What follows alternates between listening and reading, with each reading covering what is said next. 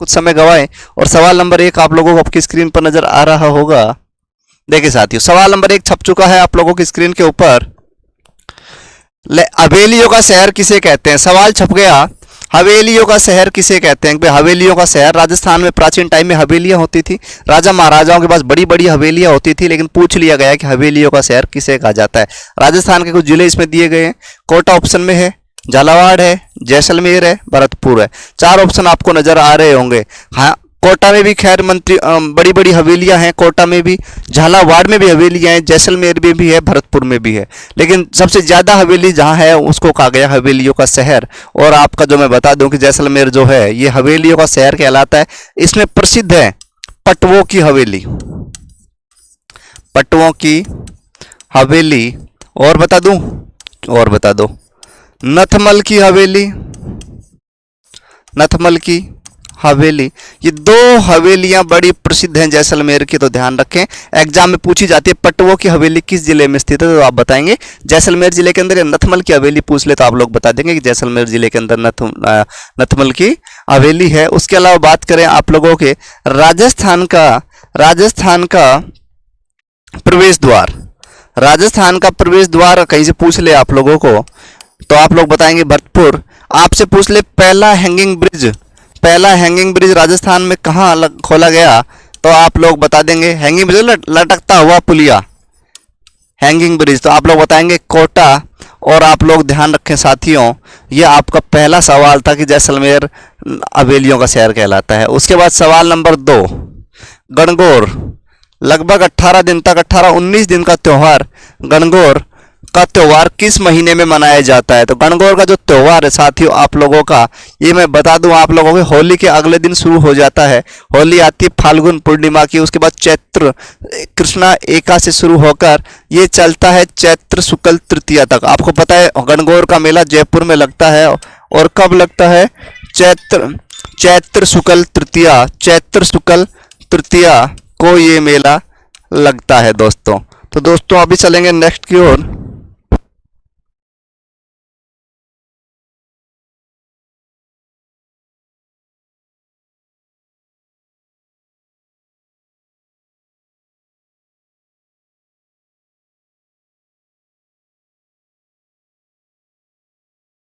Number 2 आपका हो गया होगा, चैत्र के महीने में आप लोग देख सकते हैं चैत्र शुक्ल तृतीया को गणगौर उत्सव मनाया जाता है। फाल्गुन की बात करें तो फाल्गुन पूर्णिमा में आप लोग बात कर सकते हैं होली की, फाल्गुन पूर्णिमा में आप लोग बात कर सकते हैं होली की। सबसे ज्यादा विवाह होते हैं कार्तिक माह की शुक्ला एकादशी को, जिस दिन देव उठते हैं, देव उठनी 11। तो ऐसे आप ध्यान रखें। भाद्रपद में गोगा जी का मेला लगता है, गोगा नवमी को, आप लोग ध्यान रखें। नेक्स्ट की चर्चा करेंगे,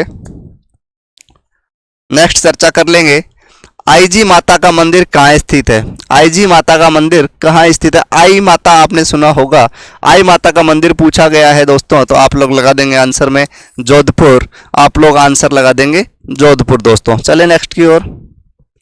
राजस्थान का प्रथम और एकमात्र तकनीकी विश्वविद्यालय कहाँ स्थित है? पूछा गया है कि राजस्थान का प्रथम और एकमात्र तकनीकी विश्वविद्यालय कहाँ स्थित है? तो आप लोग इसका आंसर कमेंट बॉक्स में इसका आंसर करके आप दें, क्योंकि ये वो सवाल है जो आप लोगों के एग्जाम में छपने वाला है 100%। ये आपका ये सवाल जो छपेगा आपके एग्जाम पेपर में, PTET exam, BEd entrance exam में 100% आप लोगों को छपा हुआ देखने को मिलेगा। आप लोग जो वीडियो देख रहा है कमेंट बॉक्स में इसका कमेंट का आंसर दें, अन्यथा इसका आंसर मैं आपको वीडियो के लास्ट में देने वाला हूं। चले नेक्स्ट। मैं इसलिए बोल रहा हूं कि आप लोग जैसे इसको देखोगे कहीं तो आपके हमेशा के लिए सवाल याद रह जाएगा, इसलिए मैंने इसका आंसर आप लोगों को नहीं दिया है। तो आइए दोस्तों, सवाल नेक्स्ट आ गया है, पंछेड़ा नामक लोकप्रिय गीत किसने लिखा? पंछेड़ा नामक लोकप्रिय गीत किसने लिखा? तो ये मैं बता दूं कि एक जब आंदोलन चल रहे थे, बेगू किसान आंदोलन, बूंदी किसान आंदोलन, बिजोलिया आंदोलन, तो उस टाइम माणिक्यलाल वर्मा जुड़े हुए थे आंदोलनों से, और माणिक्यलाल वर्मा ने गीत लिख दिया था पंछेड़ा, ये ध्यान रखें। शेर राजस्थान, जय नारायण व्यास पूछ ले, इनके नाम से जोधपुर में यूनिवर्सिटी चल रही है, ध्यान रखें। उसके अलावा बात करेंगे जमनालाल बजाज को, गांधी जी का 5वां पुत्र आपसे पूछ ले, जमनालाल बजाज गांधी जी का 5वां पुत्र आपसे पूछ लेगा, तो आप लोगों को मैं बता दूं गांधी जी का 5वां जो पुत्र है ये आपसे पूछ लेगा तो जमनालाल बजाज। जयनारायण व्यास आपसे पूछेगा तो शेर है राजस्थान। और उसके अलावा अर्जुन लाल शेट्टी को ध्यान रखें, इन्होंने क्या कहा था कि अगर मैं सरकारी नौकरी करूंगा तो इन अंग्रेजों को देश से बाहर कौन निकालेगा। तो ये सभी बड़े बड़े स्टेटमेंट्स हैं जो आप लोग याद रखें। चलते हैं नेक्स्ट की ओर। सवाल इसका आपका हो गया है माणिक्यलाल वर्मा।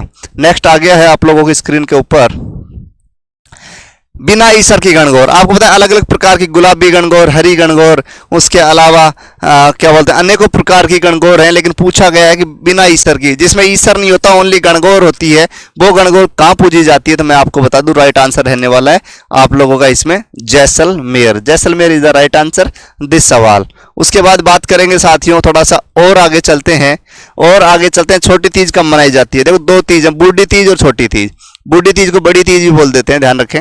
छोटी तीज आपसे पूछा गया है तो पहले आती है बूढ़ी तीज, की बड़ी तीज आती है, उसके बाद छोटी तीज आती है। दोनों आती तीज मतलब तृतीया को ही है। तो आपको ये ध्यान रखना है कि ये जो तीज है छोटी तीज कब आती है। ये साथियों आती है आप लोगों की भाद्रपद शुक्ला पक्ष की तृतीया को, सॉरी ये आती है आपकी छोटी तीज श्रावण शुक्ल पक्ष को तृतीया को आती है आपकी छोटी तीज। तो ध्यान रखें आप लोग, श्रावण शुक्ल पक्ष तृतीया को आपकी छोटी तीज मनाई जाती है। इससे पहले आ जाती है बड़ी तीज भाद्रपद के शुक्ल महीने के तृतीया को, ये नोट कर लें। डाबरा हत्याकांड कब हुआ तो नोट करें 1947, नोट कर लें। 1900 आदिवासियों का हत्याकांड था, ध्यान रखें डाबरा हत्याकांड। हर्षद ये लिखा हुआ है, हर्षद नहीं है दोस्तों, हर्षद नहीं है, ये है आप लोगों का हर्षद माता का मंदिर कहाँ स्थित है। तो ये आपको बता दूं आभानेरी के अंदर चांद बावड़ी स्थित है, वहीं ये हर्षद माता का मंदिर भी स्थित है दौसा जिले के अंदर। फिर थोड़ी सी मिस्टेक है, इसको सही कर लेते हैं। अन्ना सागर शब्द है ये लिखा हुआ अन्ना सागर शब्द है। अर्णोराज के द्वारा निर्मित झील किस जिले में स्थित है। तो आप लोग लगा देंगे आना सागर है। अर्णोराज जी संबंधित थे किससे, अजमेर से, और Ajmer is the right answer for this सवाल, नोट कर लें आप लोग। नेक्स्ट पूछा गया है आदिवासियों की बाईजी किसे कहते हैं। आज के टाइम में ट्रेंडिंग सवाल, आज के टाइम का ट्रेंड में आने वाला सवाल कि आदिवासियों की बाईजी लगातार एग्जाम में छप चुका है, 2 एग्जामों में, और अब की बार फिर छपेगा। आप लोगों के बीएसटीसी एंट्रेंस में छप जाए चाहे पीटीटी एंट्रेंस में, लेकिन छपेगा, गारंटी से कह दूं कि छपेगा 100%। लगातार मैं एनालिसिस सवाल पे कल से कर रहा था, देख रहा हूं कि ये सवाल बड़ा ही ट्रेंड में चल रहा है, और इसका राइट आंसर आप लोग ध्यान रखें मंजू राजपाल। क्या ध्यान रखेंगे, Manju Rajpal is the right answer. आदिवासियों की बाईजी के नाम से प्रसिद्ध है आप लोगों की मंजू राजपाल दोस्तों। तो दोस्तों ये आपका राइट आंसर हो गया। उसके बाद चलते हैं आप लोगों के साथ गौरीबाई बागड़ की मीरा आप लोग याद रख सकते हैं। हंसाबाई के बारे में आपको पता होगा, कुंभा की दादी और मोकल की माँ, तो आप लोग ध्यान रख ले। रणमल की बहन हंसाबाई के बारे में इसको अपन जोड़ सकते हैं मेवाड़ से। मारवाड़ के किस शासक ने मुगलों से कभी अधीनता स्वीकार नहीं करी। देखो ऐसे ऐसे शासक हुए जिन्होंने मुगलों से अधीनता स्वीकार नहीं करी। बात करेंगे मेवाड़ के अंदर, तो मेवाड़ के अंदर मुगलों की अधीनता स्वीकार नहीं करी किसने, महाराणा प्रताप ने। किसने, महाराणा प्रताप ने 1572 में राजा बनते हैं, और 1597 तक यानी कि लगभग 25 साल, 1572 से 1597 25 साल शासन करने के बाद भी मुगलों की अधीनता स्वीकार नहीं करी। उसके बाद में आपको इन्होंने राजधानियां जरूर बदली, लेकिन मुगलों की अधीनता कभी स्वीकार नहीं करी। ऐसे ये मेवाड़ की कहानी है। आप लोगों से पूछा है मारवाड़ की कहानी, किसकी कहानी, मारवाड़ की कहानी मैं बता दूं कि महाराणा प्रताप के अग्रगामी या महाराणा प्रताप के अग्रगामी किसे कहा गया, तो वो थे राव चंद्र सेन ने कभी भी मुगलों की अधीनता स्वीकार नहीं करी। तो राइट आंसर हो जाएगा राव चंद्र सेन। वैसे मैं बता दूं कि मालदेव भी खूब लड़ा था, लेकिन अधीनता इन सब लोगों ने स्वीकार कर ली थी धीरे धीरे। जब सासी जनजाति, दोस्तों एक बात बता दें, सासी जनजाति पूछा गया है। सासी जनजाति मुख्य रूप से किस जिले की है, तो राइट आंसर मैं बता दूं भरतपुर है आपका। सासी जनजाति आपकी भरतपुर में मिलती है दोस्तों, ये लोग आप नोट कर लें कि सासी जनजाति की सर्वाधिक संख्या भरतपुर के अंदर मिलती है। अब एक चीज मैं आपको और बता दूं दोस्तों इसमें कि सासी जनजाति में एक प्रथा थी जो बड़ी ही प्रसिद्ध प्रथा थी, जिसको हम बोलते थे कुकड़ी प्रथा। क्या ये एग्जाम में छपता है, कुकड़ी प्रथा क्या है।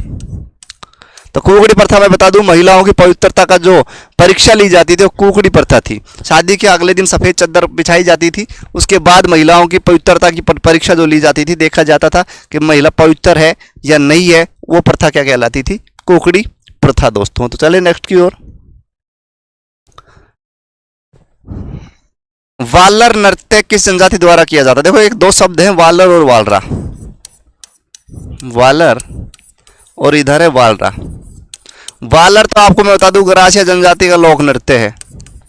ग्रासिया जनजाति का लोक नृत्य। क्या पूछा है? लोक नृत्य पूछा क्या है कि जनजाति द्वारा किया जाता है। वालर नृत्य है जो ग्रासिया जनजाति द्वारा किया जाता है, नोट कर लें। उसके बाद पूछा वालरा क्या है, तो वालरा मैं बता दूं आदिवासी क्षेत्रों में जो फसल की जाती है ग्रासिया जनजातियों द्वारा, वो क्या कहलाती है? वालरा।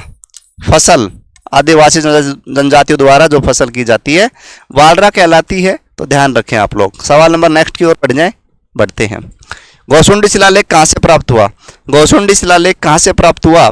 तो बता दूं आप लोगों को, गौसुंडी शिलालेख चित्तौड़गढ़ का शिलालेख है। गौसुंडी शिलालेख आप लोग ध्यान रखें।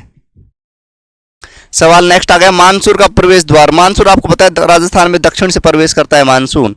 और दोस्तों मैं बता दूं आप लोगों को कि जो मानसून है आप लोगों का दक्षिण से प्रवेश करता है। दक्षिण का जिला कौन सा है? दक्षिणी जिला बांसवाड़ा। तो Banswara is the right answer for this सवाल, नोट कर लें आप लोग। नेक्स्ट, राजस्थान में अभ्रक का सर्वाधिक उत्पादन किस जिले में होता है? तो आपको पता होगा अभ्रक मंडी अभ्रक मंडी के नाम से कौन सा जिला जाना जाता है? तो मैं आपको बता दूं कि अभ्रक मंडी के नाम से भीलवाड़ा। तो सर्वाधिक अभ्रक कहाँ प्राप्त होगी आप लोगों की? भीलवाड़ा। जालोर की बात कर लें तो जालोर में आपका मिल जाता है जीरा। सीकर की बात कर लें तो इसमें आपको मिल जाती है सर्वाधिक प्याज। ये भी नोट कर लें आप लोग। नेक्स्ट सवाल है, राजस्थान का प्रथम और एकमात्र परमाणु शक्ति गृह कहाँ स्थित है? तो पूछा गया परमाणु शक्ति गृह कहाँ स्थित है, तो आप लोग लगा देंगे रावतबाटा चित्तौड़गढ़ में। प्रथम एकमात्र परमाणु शक्ति गृह चित्तौड़ में। जयपुर की स्थापना किसने की? जयपुर की स्थापना किसने करी? जयपुर की स्थापना किसने करी? तो सवाल ऑप्शन 4 है, सवाई राम सिंह, सवाई जयसिंह द्वितीय, सवाई प्रताप सिंह, सवाई मान सिंह। दोस्तों राइट आंसर तो आपका सवाई जयसिंह है। कब करी थी? 1727 में। तारीख भी बताओ गुरुजी। तो नवंबर का महीना था। महीना ही नहीं गुरुजी, तारीख भी बताओ। तो 17 नवंबर, नोट कर ले। 17 नवंबर 1727 को जयपुर की स्थापना करते हैं सवाई जयसिंह। और बात करेंगे 1799 की, जब सवाई प्रताप सिंह क्या करते हैं, हवा महल 5 मंजिला इमारत का निर्माण करवा देते हैं, हवा महल का। और जिसमें हवा महल होती है 5 मंजिल किस प्रकार से है, जिसकी मैं बात करूंगा। सबसे नीचे है सरद, उसके बाद है रतन, उसके बाद है विचित्र, उसके बाद है आप लोगों का प्रकाश, और उसके बाद है ऊपर आपकी हवा महल। तो इस प्रकार से 5 मंजिला इमारत है सरद। ये ऐसे याद भी कर सकते हैं आप, सरद, रतन, विचित्र, प्रकाश और हवा। सबसे ऊपरी मंजिल हवा महल, नीचे नीचे वाली सरद महल कहलाती है। 5 मंजिला इमारत है। 363 इसमें झरोखे हैं। निर्माण करवाते हैं सवाई प्रताप सिंह। विद्याधर होता है इसका क्या?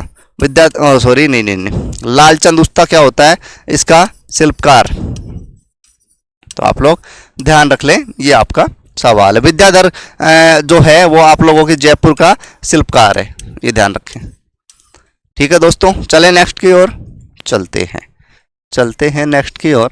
महिला बाग झालरा कहाँ स्थित है? सवाल छप गया, महिला बाग झालरा कहाँ स्थित है? तो आप लोगों को बता दूं, आपका जो महिला बाग झालरा है जोधपुर के अंदर स्थित है। नोट कर लें दोस्तों आप लोग। ये थे आज के शायद आपके सवाल। उम्मीद करूंगा कि आप सब लोगों को ये क्लास पसंद आई होगी। पसंद आई है तो वीडियो को लाइक करें, कमेंट्स करें। साथ ही अगर चैनल पर नए हैं तो प्लीज़ चैनल को सब्सक्राइब करें। मिलेंगे नए जोश नए जुनून के साथ, नई कक्षा के साथ। जब तक आप लोग खुश रहें, स्वस्थ रहें, मस्त रहें। Thank you.